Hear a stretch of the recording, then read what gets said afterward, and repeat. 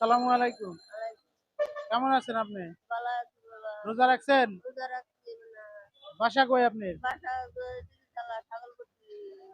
আমার এ, ছেলে নাই। ছেলে নাই? না, দুটো মেয়ে দেখো আমার করে না। ও, আর কেউ নাই? না কেউ নাই। আপনার দেশের বাড়ি কোথায়? দেশের বাড়িতে শেরপুর।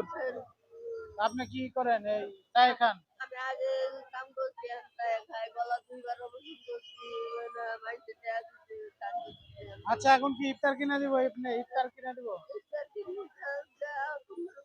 বাবা আচ্ছা, আসেন কি নিবেন চলুন দেখি। ইফতারের দোকান আসেন। না, এখানে থাকবেন, আমি কিনে আনবো। আপনি এখানে থাকেন, তাহলে আমরা ইফতার নিই।